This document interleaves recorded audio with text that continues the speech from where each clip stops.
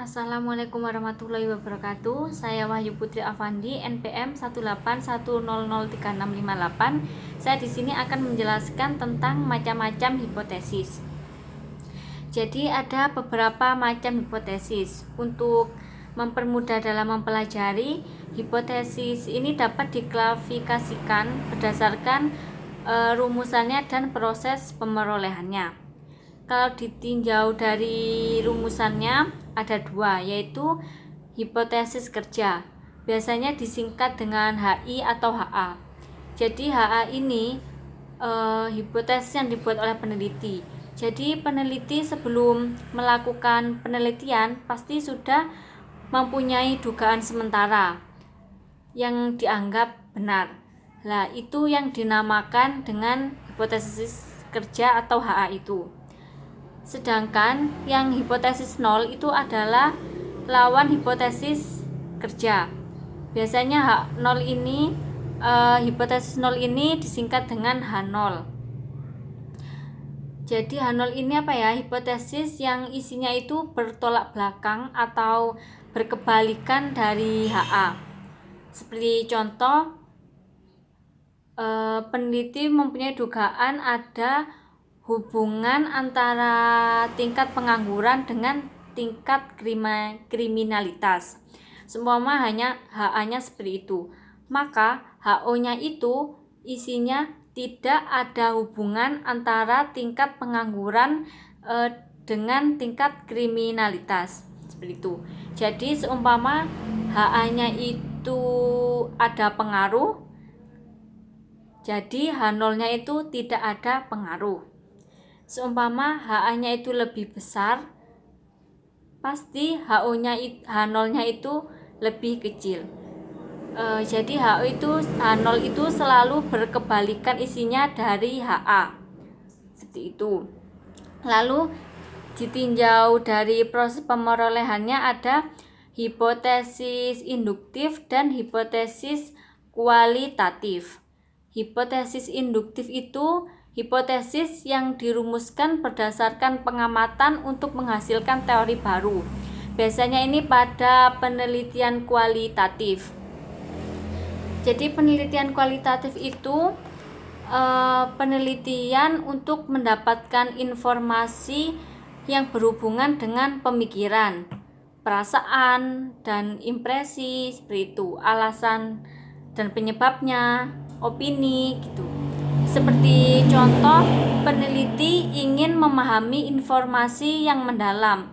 Mengapa terjadi ketidakpuasan pengunjung di suatu wisata. Nah, itu termasuk dengan penelitian kualitatif. Jadi tentang keperasaan, pemikiran, seperti itu. Biasanya kualitatif ini penelitian kualitatif ini pengambilan datanya itu melalui wawancara, diskusi, seperti itu. Lalu yang kedua, hipotesis kualitatif. Hipotesis kualitatif itu merupakan hipotesis yang dirumuskan berdasarkan teori ilmiah yang telah ada. Biasanya ini ada pada penelitian kuantitatif. Penelitian kuantitatif ini penelitian untuk mendapatkan data yang menggunakan angka, statistik, seperti itu, presentasi dan rasio, pengukuran fakta dan data. Seperti contohnya, peneliti ingin mengukur sejauh mana kepuasan pengunjung, seperti itu. Terus ingin mendapatkan informasi yang luas dari suatu populasi. Itu termasuk penelitian kuantitatif. Biasanya pengambilan data untuk penelitian kuantitatif ini melalui survei, eksperimen, seperti itu. Terus selanjutnya, hipotesis dibagi menjadi dua kategori. Yang pertama, hipotesis statistik. Hipotesis statistik adalah sebuah pernyataan matematis tentang keadaan populasi yang ditinjau atau diteliti. Suatu pernyataan akan dinyatakan sebagai pernyataan matematis jika dan hanya jika pernyataan tersebut disajikan dengan memakai simbol-simbol matematika.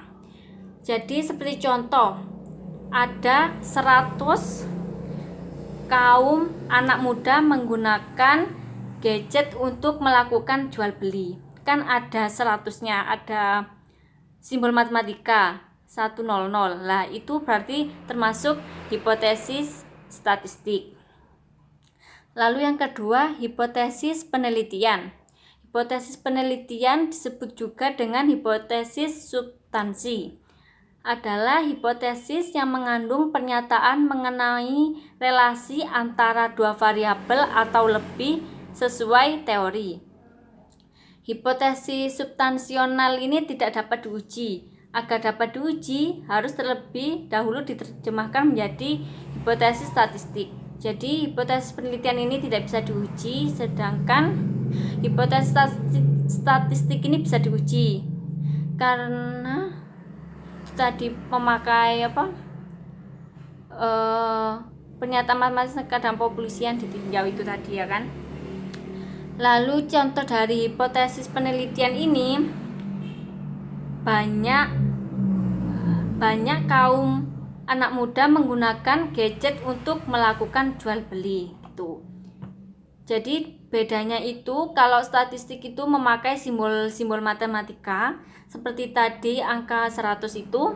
Lalu kalau hipotesis penelitian mengandung pernyataan mengenai relasi antara dua variabel atau lebih. Selanjutnya, bentuk rumusan hipotesis. Bentuk hipotesis penelitian sangat terkait dengan rumusan masalah penelitian. Bila dilihat dari tingkat eksplanasinya, maka bentuk rumusan permasalahan penelitian ada 3, yaitu rumusan masalah deskriptif, kedua komparatif, yang ketiga asosiatif. Lanjut. Jadi rumusan hipotesis.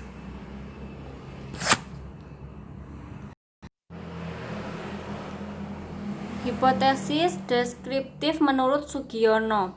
Hipotesis deskriptif merupakan jawaban sementara terhadap masalah deskriptif, yaitu berkenaan dengan variabel mandiri. Jadi hipotesis deskriptif ini hipotesis yang dirumuskan untuk menggambarkan suatu fenomena atau untuk menjawab permasalahan tafsiran. Jadi seperti contoh, disiplin kerja PNS sangat tinggi. Sudah, cuma ada variabel tunggal atau variabel mandiri. Contoh lagi, rata-rata mahasiswa STKIP nilai metodologi penelitiannya sangat tinggi. Seperti itu misal. Lalu yang kedua, hipotesis komparatif. Hipotesis komparatif merupakan jawaban sementara terhadap rumusan masalah komparatif. Variabelnya sama tetapi populasinya atau sampelnya berbeda, atau keadaan itu terjadi pada waktu yang berbeda. Jadi hipotesis komparatif ini hipotesis yang dirumuskan untuk memberikan jawaban pada permasalahan yang bersifat membedakan atau membandingkan antara satu dengan data lainnya. Seperti contoh, ada perbedaan kemampuan bahasa asing lulusan SMA swasta dengan SMA negeri. Seperti contoh itu, kan ada perbedaan kemampuan. Berarti itu termasuk hipotesis komparatif. Lalu selanjutnya, jadi jika isinya itu ada perbandingan, jadi itu termasuk jenis hipotesis komparatif. Lalu selanjutnya, hipotesis asosiatif. Menurut Sugiono, hipotesis asosiatif adalah jawaban sementara terhadap rumusan masalah asosiatif, yaitu menanyakan hubungan antara dua variabel atau lebih. Jadi hipotesis asosiatif ini hipotesis yang dirumuskan untuk memberikan jawaban pada permasalahan yang bersifat hubungan atau pengaruh. Seperti contoh, ada hubungan antara tingkat pengangguran terhadap tingkat kriminalitas, seperti itu. Jadi ada hubungan jika hipotesis yang dirumuskan itu memberi jawaban pada permasalahan yang bersifat hubungan, itu berarti termasuk hipotesis asosiatif.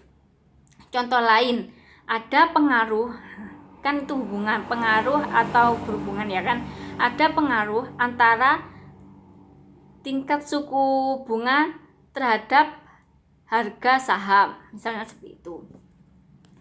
Lalu selanjutnya, cara menyusun hipotesis. Faktor-faktor yang diperhatikan dalam menyusun hipotesis ini ada yang pertama ini bentuk kalimat deklaratif positif. Jadi hipotesis itu disusun dalam kalimat deklaratif. Kalimat itu bersifat positif dan tidak normatif. Jadi istilah seperti seharusnya atau sebaiknya itu tidak terdapat dalam kalimat hipotesis. Jadi seperti seharusnya, sebaiknya itu tidak terdapat dalam kalimat hipotesis. Lalu yang kedua, bersifat operasional. Jadi variabel yang dinyatakan dalam hipotesis itu adalah variabel yang operasional, dalam arti dapat diamati dan dapat diukur. Lalu susunan menyatakan hubungan. Hipotesis itu menunjukkan hubungan tertentu di antara variabel-variabel. Seperti itu. Lalu hipotesis dapat disusun dengan dua pendekatan. Yang pertama, secara deduktif. Penyusunan hipotesis itu secara deduktif itu ditarik dari teori, dari gambar ini ditarik dari teori. Suatu teori terdiri dari proposisi-proposisi, sedangkan proposisi menunjukkan hubungan antara dua konsep. Nah, proposisi ini merupakan postulat-postulat yang daripadanya disusun hipotesis. Seperti itu. Lalu yang kedua, secara induktif.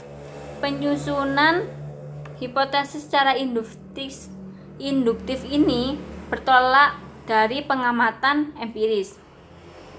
Sebagai contoh dari pengalaman kita di masa lampau, kita mengetahui bahwa kecelakaan kendaraan bermotor di jalan raya itu kebanyakan disebabkan oleh supir yang menjalankan kendaraannya dengan kecepatan tinggi. Bertolak dari pengalaman ini, kita menyusun hipotesis.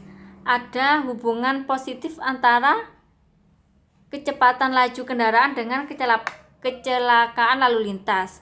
Awal terbentuknya hipotesis dalam sebuah penelitian biasanya kan diawali atas dasar terkaan atau konjektur peneliti.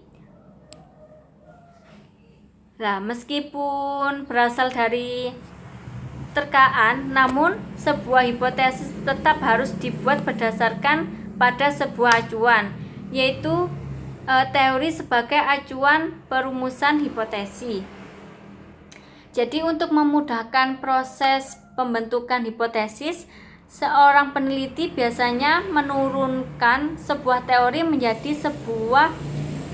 menjadi sejumlah asumsi dan postulat.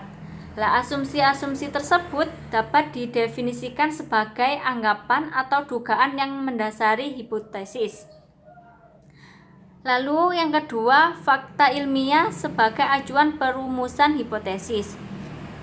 Selain menggunakan teori sebagai acuan, dalam merumuskan hipotesis ini dapat pula menggunakan acuan fakta.